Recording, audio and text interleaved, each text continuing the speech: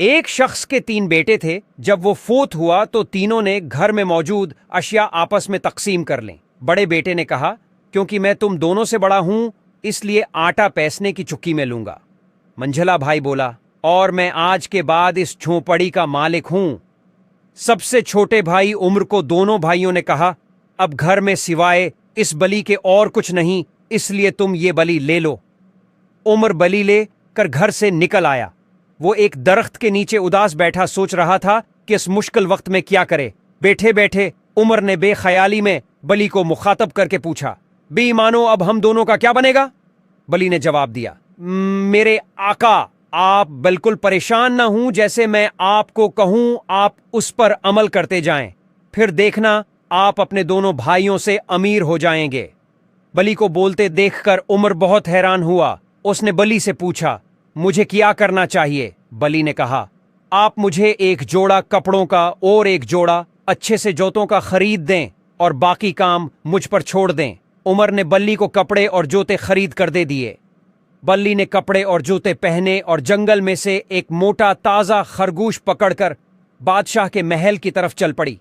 मानो ने महल के दरबान को कहा, वो केमलाबाद के नवाब की तरफ से बादशाह के लिए तहफा लेकर आई है, इसलिए इसे बादशाह से मिलने दिया जाए। आज से पहले किसी ने भी बल्ली को बोलते नहीं सुना था, इसलिए फौरन ही मानो को बादशाह से मुलाकात के लिए अंदर भेज दिया गया। बादशाह अपने दरबार में बैठा था कि बी मानो ने जाकर कहा, बादशाह सलामत, ये खरगोश आपके लिए मेरे आका जनाब उमर साहब नवाज ऑफ कीमलाबाद ने तहफा के तौर पर भेजा है। बराए मेहरबानी मेरे आका का तहफा कबूल फरमाएं। बादशाह ने बली को बोलते देखा तो बहुत हैरान हुआ। उसने मानो से यह भी न पूछा कि रियासत कैमल आबाद कहां पर है।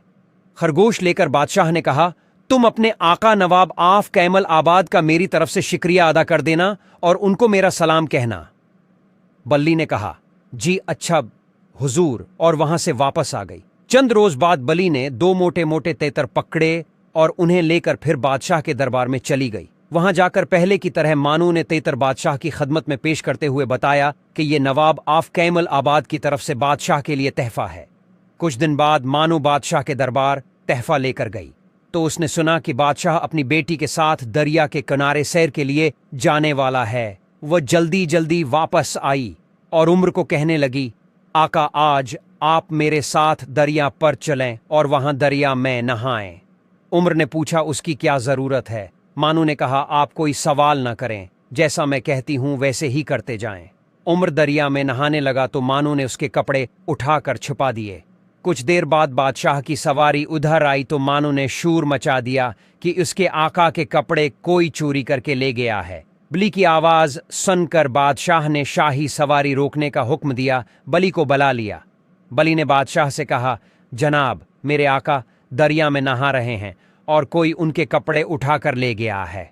ये सुनकर बादशाह ने अपने खास मुलाजिम को तलब किया और कहा, जल्दी से महल में जाओ और नवाब आफ कैमल आबाद के लिए खूबसूरत नफीस तराश का सोट लेकर आओ और देखो ये बेहतरीन कपड़े का बना हुआ हो, क्योंकि हमने नवाब आफ कैमल आबाद को उनके शायान शान कपड़ों का तहफा देना है।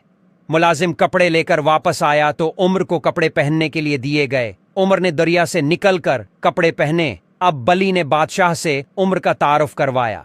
बादशाह ने कहा, नवाब साहब, आप हमारे साथ ही बघी में बैठ जाएं, हम आपको घर छोड़ देंगे। उमर खामोशी से शाही बघी में बैठ गया। उसके साथ वाली सेट पर शहजादी बैठी थी। बली भागी भागी शाही बघी से आगे चलने लगी। कुछ दूर खेतों में लोग घास काट रहे थे। बली इन लोगों के पास गई और बोली, देखो, बादशाह सलामत की सवारी इधर आ रही है, वो तुमसे पूछेंगे ये घास के खेत किसके हैं तो तुम कहना ये नवाब आफ कीमल आबाद के हैं। अगर तुम ये जवाब नहीं दोगे तो शाही कारंडे तुम्हें कत्ल कर देंगे। यह सुनकर लोग खौफजदा हो गए। शाही बघी वहां पहुंची तो बादशाह के सवाल के जवाब में उन्होंने वही कहा जो बली ने उन्हें सिखाया था।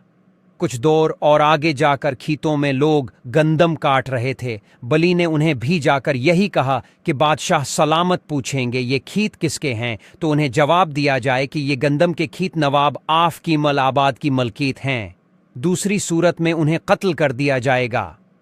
बादशाह की सवारी यहां पहुंची तो बादशाह के सवाल के जवाब में लोगों ने बताया कि ये खेत नवाब आफ कीमल आबाद के हैं। अब तो बादशाह पर नवाब आफ कीमल आबाद की दौलत का बहुत रूब हुआ था कि इसमें एक बहुत बड़ा जिन रहता है। मानू ने इमारत के दरवाजे पर दस्तक दी। जिन ने दरवाजा खोला तो मानू ने डरते डरते कहा, मैंने सुना है कि आप अपने आप को चंद लम्हों में किसी भी रूप में बदल सकते हैं। जिन ने कहा, हाँ, तुमने बिल्कुल ठीक सुना है। अगर तुम्हें यकीन नहीं तो अंदर आओ, मैं तुम्हें उसका अमली मज़ाहिरा दिखाओ। अंदर आकर जिन ने अपने आप को एक खौफनाक शेर में बदल लिया। मानो बली डौर कर कमरे में रखी अलमारी के ऊपर जा बैठी और कहने लगी, बेशक आप जैसे बड़े डेल डौल के मालिक के लिए इतने बड़े जानूर की शक्ल अख्तियार करना कोई मुश्किल नहीं।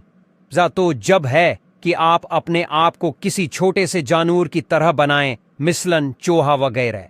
जिन ने बिल्ली की बात सुनकर गुस्से से कहा, हम ये भी कर सकते हैं, और एक जोरदार चंगाड़ मारकर उसने अपने आप को चूहे में तब्दील कर लिया। ये देखते ही बल्ली ने अलमारी से छलांग लगाई और झपट कर चूहे को नगल लिया। अब वो बिल्कुल बेफिक्र होकर दरवाजे पर जा खड़ी हुई। शाही बग्घी जब उस अजीम इल्शान इमारत के करीब आई तो बली भागकर आगे आई और बोली, जनाब, मैं बादशाह सलामत को नवाब आफ कीमल आबाद की रहाइश गाह पर खुश आमदीद कहती हूँ।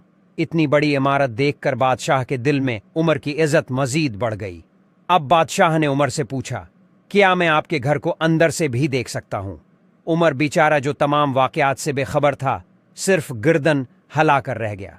बादशाह ने उमर की हवेली और उसके खीतों की खूब तारीफ की और उसने उमर से पूछा, क्या वो शहजादी से शादी करना चाहेगा? उमर को भी शहजादी अच्छी लगी थी, इसलिए उमर ने फौरन ही शादी की हामी भर ली।